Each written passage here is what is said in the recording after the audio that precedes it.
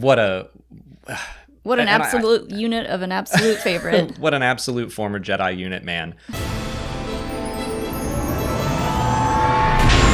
What's up, everyone, and welcome to the weekly Q&A. This week, we're going to be talking all about 2023 and some of our favorites. So for our first question, Ormappa asks what our favorite Star Wars story of the year was. You want to start? I'll start. I think mine is Bad Batch. I've got videos coming out of like my favorite whatever of 2023, so you're getting a little preview with the Q&A for my answers. But the stuff that came out on streaming, I had a really hard time choosing between. And yeah, Bad Batch was just really, really good the whole way through. It really shocked me how good it was and how much I enjoyed it. And really looking back on everything, I liked everything kind of like middle of the road. I wasn't like crazy about anything. I wasn't really hating anything, but Bad Batch took it up a little bit for me, just story-wise. It was really good, and I'm really excited to get into season 3. I was just listening to the Sky Talkers Blast Points Talking Bay podcast looking at the past year, which was super fun, but they were just talking about the Bad Batch, and they kept mentioning things that I was like, oh yeah. And it was just a really solid season. I especially loved the 2 Crosshair episodes. The one with Commander Cody and then the one with Mayday on the outpost. Both of those were phenomenal. But then you still had stuff like the Zillow Beast, and it was just really fun the whole way through. And hopefully season 3 is not too far away. Mm-hmm. We did get it confirmed it's going to be in 2024. But my favorite of the year is Star Wars Jedi Survivor. I loved Fallen Order. I would consider Fallen Order maybe my favorite Star Wars story that's come out since the new canon was a thing. I loved Fallen Order, and Survivor really held up. So maybe just the Star Wars Jedi series as a whole is my favorite thing, but there's just something about that game, both of them. But Survivor had another really solid story. I think it was a better video game in just about every respect. I love how they really dive into all aspects of Star Wars. I feel like some of the live action shows, Ahsoka is starting to change that, but it seems like some of the live action shows are shying away from the really weird stuff in Star Wars. But Star Wars Jedi is like, let's throw it all in. Here's a tiny little scuba diver man that goes fishing, and like, here's Turgle. Ahsoka has been leaning into it a little bit more with for sure the turtle people. the Night Sisters is kind of what I was thinking of, is that the fact that Fallen Order felt like one of the biggest Night Sister stories outside of the Clone Wars. Mm-hmm. And, you know, the video games aren't live action, but they're kind of realistic, I would say. Mm-hmm. So I love all of the Night Sister stuff. But yeah, Ahsoka is really starting to get into that weirder stuff. But I feel like the Star Wars Jedi games did a lot first. And also, I love that Cal Marin scene where you're flying around and taking down that Trident droid. So cool. That was a really fun game. I can't decide. I think I liked the first one better, but those games might as well just have been made for you. Exactly, yes. Framed Citizen and Dan T ask what our favorite Star Wars book of the year was. Why don't you go first again? Because I think I know what you're going to say. Mine was for sure Inquisitor Rise of the Red Blade. I loved Delilah Dawson's books, her Star Wars books. I've loved all of them. And this one was no exception. This one was great. I agree. It was really, really great. I'm kind of trying to decide between that one and The Eye of Darkness. I might lean to Inquisitor. It was just a solid mix of great characters, great storytelling, but also being able to learn more about the Inquisitorius. Like, it just checked a lot of the nerd boxes that I have in my brain where I'm like, I do want to know what Ascat Icarus's Inquisitor number is. 13th sister, great. Like, now I know. That's fun for me. But to have that just be like the icing on top of a great book is great. It was also a nice change of pace because like we love the High Republic, but I was excited to just read a book about anything else but the High Republic. You know, like it was in an era where we did kind of start to get a little bit more from Bookwise, but just something about the learning about the Padawans getting like upgraded to their military ranks and like kind of like pushed through the process of being Jedi basically, and having to go through it quickly in order to serve kind of their military purpose. So it was really interesting. It's funny, I should have fully expected the Clone Wars to be a part of this story, and I just didn't, because everything I knew about Ascat at that point was from the Charles Soule book. Like I hadn't known her as a Jedi, and even though it said this is going to be about her going from Padawan to Inquisitor, it just didn't dawn on me that we would see so much of the Clone Wars, and so that was a great surprise that I should have anticipated. But you're right in the fact that the High Republic has just been dominating so much of the publishing world, which fortunately I love it, but it's nice to have it broken up a little bit. And like we're going to get some more non-High Republic stories in 2024, which is cool. But Inquisitor Rise of the Red Blade was a nice break from the High Republic, even though I really loved the Eye of Darkness. Just getting to go back to the original Phase 1 characters and see where they're all at. It just felt, I don't know if comforting is the right word, because it was still a very tense and scary book, and I'm still worried about all of the characters, but it just felt nice to get back to all of them, even though I did really like Cataclysm as well. I thought Lydia Kang's depiction of the Battle of Dalna at the end of Phase 2, I really, really liked it. But I do think I'm just going to always lean towards the Phase 1 and 3 characters more. Mm-hmm. Now we just need Delilah Dawson to write a High Republic book. Framed Citizen and Damien Vonderhaar want to know our favorite comic book arc of the year. Well, the only comic book I read this year was I think it was Shadows of Starlight, #1. So that one. But it was a great one. Yeah. So yeah, we can start with that one. You had that one written down on here. It was a good one to read. I'm just very picky about my comics. Yeah, you don't really read the comics, and that's fine. But I was like so over the moon about Shadows of Starlight 1 that Molly was like, all right, I'm going to read this. And I was also, like we said before, just equally as excited to get back to those Phase 1 characters. So I was like, yeah, I'll give this a shot. And kind of like what I said for Inquisitor Rise of the Red Blade, that first issue specifically did a great job of telling us a little bit about Star Wars lore. While it answered a ton of questions, but also it was just inside of a great story. And it was super fun to read. I love just specifically that issue. Arcs of comics, I'm having an easier time just picking out singular issues here or there. I really loved Luke Skywalker in the main flagship line, learning more about kyber crystals, and I think getting his green one that hasn't really been confirmed yet, but also purifying a red one and having a vision of a Sith, which is going to come back, I think, in early 2024.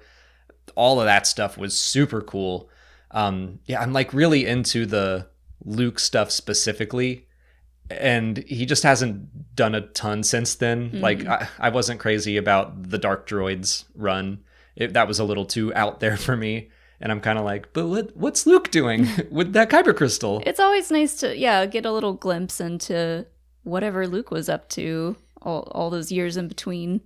And I'll say that the High Republic main comic, the Marvel run from Cavan Scott, I also really dig those. I think in both phases, it's just been consistently great. I think the comic of Phase 2 might have been my favorite part of Phase 2. So I'll throw that in there as well.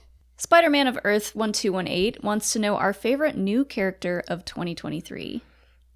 We're not going to pick one. I'm not even going to try. I'm just going to talk about kind of standouts. And I think the first I'll throw out is Balin Skull from Ahsoka. Man, Ray Stevenson just was captivating the entire time. My biggest complaint about a lot of episodes of Ahsoka was that I was like, there's not enough Balin. I just what's he up to? I want to see more from Balin. Yeah, I was going to say Balin for probably my number one pick. Okay, maybe he is our absolute favorite. What an absolute unit of an absolute favorite. What an absolute former Jedi unit, man. So yeah, that'll be my first one. Well, alongside with Balin, I think Shin was a really interesting character, and like the two of them worked really well together. We didn't get a whole lot about either of them, but I thought her addition to the story was really nice, and like I said, complimented Balin. Like, Balin could have killed it just if he had come in on his own, but the fact that there were two of them and it kind of mirrors Ahsoka and Sabine's relationship, I thought that worked really well. Yeah, if you're going to bring up Balin, you got to bring up Shin as well. I'm going to bring up Aslan Rel, who is not technically new. He was in Phase 2 about a year ago and then kept popping up, but like just the Phase 3 version of Aslan Rel, I really love him. His appearance in Shadows of Starlight issue 1 and in the Eye of Darkness were chilling. I can't wait to see more from him in Phase 3. What happened to his eyeballs? I think he took them out, but I don't know. I'm looking at your list here. The fact that Turgle is on here, I feel like we've always had Turgle. He's always been in our hearts. He's always been with us. But you're right. Turgle is in all of us. He was a new addition to the Star Wars family this year. He was just someone that in Star Wars Jedi Survivor, anytime there were new dialogue options for him in the cantina, I was like excited to just, what stupid thing are you going to say this time? But then you kept like looking around Kobo, and there was one like Force Echo you could find where it's like Turgle being like, everywhere I go, everyone hates me. And I was like, I don't hate you, Turgle. That made me so sad. What a great character. And if anyone hasn't seen it, Ruthless Night Sister on TikTok and Twitter does a Turgle cosplay, or did one for Halloween, I think, and keeps breaking it out. It's hysterical. It's really good. There's like, I saw a video, I think it was at Lucasfilm, where someone has a Turgle in the window, cut out in the window, just like staring down at the fountain, and I was like, that's great. Yeah. I love that. While we're talking about Survivor, I really loved Dagan Gera. Kind of wish he were a bigger part of Star Wars Jedi Survivor, but you know, a High Republic Jedi gone bad. He just had some really awesome moments in that game, like when Cal is kind of feeling through his memories, and then Dagan like turns and sees him, and he's like, "You're not supposed to be here." I'm like, "Oh, that's cool."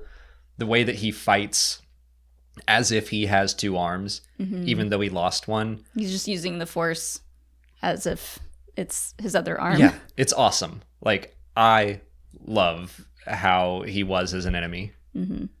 I see you have Hemlock on this list. That is a character that it was so easy to hate.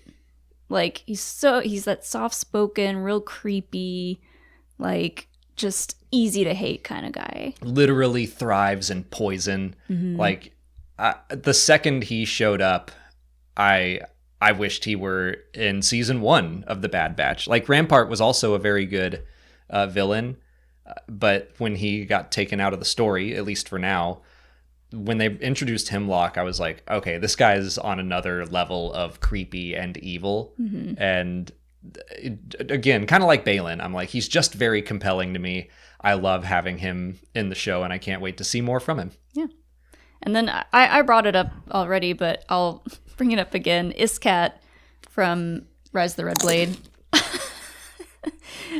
was such a great character to read a whole book about. And like, Delilah Dawson, I think, prides herself on writing angry, violent women. I think that she has specifically said. She's like, I love writing violent women. And just the way her story kind of ends in that book, it's like so poignant, and like it's different from a lot of other Star Wars stories. So I like her character a lot. Pippin is desperate for attention today. Oh, goodness, I love you. He's just going back and forth between the two of us. Today's episode is brought to you by Babbel. You can understand sounds no matter what language you speak. Like that, the sound of a right answer on Babbel. Start speaking a new language in just 3 weeks. This fall, you can start speaking a new language with Babbel. Why Babbel? Because it works. Instead of paying hundreds of dollars for a private tutor or fooling yourself with language apps that are little more than games, Babbel's quick 10-minute lessons are designed by over 150 language experts to help you start speaking a new language in as little as 3 weeks. Babbel is designed by real people for real conversations. All of Babbel's tips and tools for learning a new language are approachable, accessible, rooted in real-life situations, and delivered with conversation-based teaching. With over 10 million subscriptions sold, Babbel is real language learning for real conversations. Here's a special limited-time deal for our listeners to get you started right now. Get 55% off your Babbel subscription, but only for our listeners at babbel.com/Star Wars. Get 55% off at babbel.com/Star Wars, spelled BABBEL.com/Star Wars. Rules and restrictions may apply. Nate asks for our favorite High Republic moment of 2023. Well, we've already talked about Shadows of Starlight quite a bit, but I feel like just that whole issue is my top moment. I'll say learning about like all the Guardian protocols, learning why the lightsabers became less ornate. All that stuff was just super interesting to me. I think mine is the events in Eye of Darkness, like all this stuff with the occlusion zone and it getting bigger, and like the Jedi finally taking charge and kind of like taking a more of an offense position. Like the action in that book was really, really good. I agree. And I'll say something. If you haven't finished The Eye of Darkness yet, some slight spoilers. It's been a couple months, but the end of that book made me an Elzar Avar shipper. Mm-hmm. I do. The endings of all of the High Republic books, they always get me. But I was a fan of Elzar and Avar, but I got the sense that, Avar maybe wasn't interested, and Elzar had moved on. I don't know what Pippin just did, but he's making a mess. Knocked over a bunch of Legos. But the ending of that book, just the chemistry between them, I was like, never mind. Like, I'm fully on board now. Yeah, I was really excited to get back to reading from Avar because I didn't read a lot of those comics, so I hadn't read anything from Avar in a long time. So then getting to bounce between Avar and Elzar and just get a feel for their feelings for each other. For sure, by the end of that, if you are not shipping the two of them, I'm questioning what you read. I'll throw out a phase 2 moment in Path of Vengeance, because I'm sure this is going to come back, but in Planet X, you're in my light, Pippin. In Planet X, getting to meet like Pick him up or something. The Underdweller and the Guardian, like these creatures who are scarier than the Nameless, maybe? Uh-huh. I'm scared to get back to them, but I'm sure we will. Yeah. That was definitely my favorite moment. And two, this is ending up being mostly about this book, but for me, going from hating Gira Staros to by the very end of that book being like, all right, I'm kind of rooting for her now. That was a wild ride. What do you have to say? Jake Fichette wants to know our favorite new location or planet is from 2023. I'll go back to Survivor and say I really enjoyed Kobo. It's funny, we went to Yellowstone this past year, and then wandering around Kobo, I was like, oh, wow, this is just planet Yellowstone. Mm-hmm. Like, it's got geysers, it's got pools, but they also had that, like, interesting material. There was, like, tar you could fall in, the Kobo Matter. Mm-hmm. That was just a fun planet with, like, some really cool ruins in it. Mine is definitely Pabu. Like, that became my new answer for, like, where would you want to go on holiday to? And Pabu just seemed like such a cool... I mean, there is danger there. That's when we were watching the episode, we were like, this place is wonderful. And then, like, the tsunami alarm goes off, and we're like, God, Star Wars won't let us have any just nice, peaceful planet. Something's got to happen to Scarif and Alderaan and Pabu. Yeah. I guess Naboo's okay so far. But otherwise, I thought Pabu was such a cool little place, and just the way that the town was situated around that mountain was cool, and it seemed like they had really good food and just like a really chill place. Agreed. Pabu was great.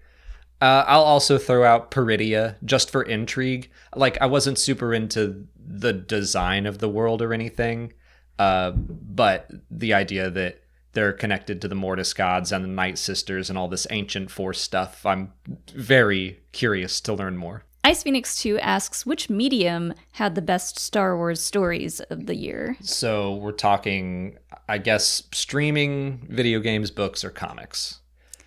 I mean, if we're going just percentage-wise, there was one video game that came out, and it was a banger. So I guess I would go with video games, but that feels like it's cheating. Yeah. I don't know. For me, I'm almost always going to say streaming, just because the live-action shows, I feel like I can get the most immersed into those. And so, like, even if the storyline isn't exactly what I had hoped for or what I expected, I'm still, I think, having the most fun watching live action straight or animation, just any of the streaming shows. I would agree with that. That I think that between the events with Tech, which, you know, Tech may live, we'll find out soon. But Tech, Keller and Beck in The Mandalorian, the entirety of episode 7 of season 3 of The Mandalorian, I loved that. Ahsoka had a ton of moments that I was just fully immersed in. So I agree with you. As far as just fun factor goes, I feel like streaming gave me the most either like stand up and cheer moments or like gut wrenching moments, like The Bad Batch. But Survivor had quite a few of those as well. So yeah. I'm still like saying video games are over there, but because we only got one this year, I feel like we got to go with streaming. Survivor did have some banger moments, and I know we're going to do a whole separate video about what we're excited for next year, but Outlaws has me very excited for what's to come story-wise. Patron Jake wants to know if the last year made us more or less optimistic about the future of Star Wars on streaming. I don't think it changed my mind either way. What? I'm not sure I understand the question. What, as opposed to like less optimistic as in we think it's going downhill? Yeah. Or I don't think so.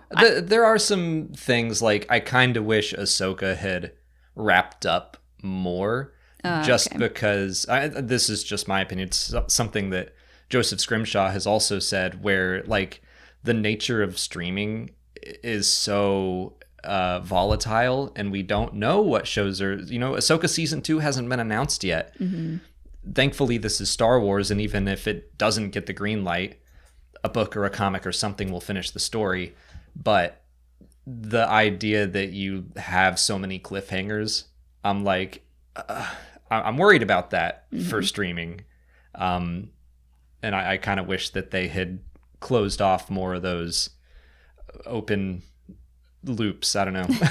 I kind of feel like the more I hear about the plans for Star Wars streaming shows, the more optimistic I get. Like, especially, we've talked at length about Ahsoka, and whether or not I loved it is one thing, but it made me optimistic for what's going to come, because we got the Night Sisters and like Thrawn like was really, really cool in live action. So that all made me more optimistic for what's coming.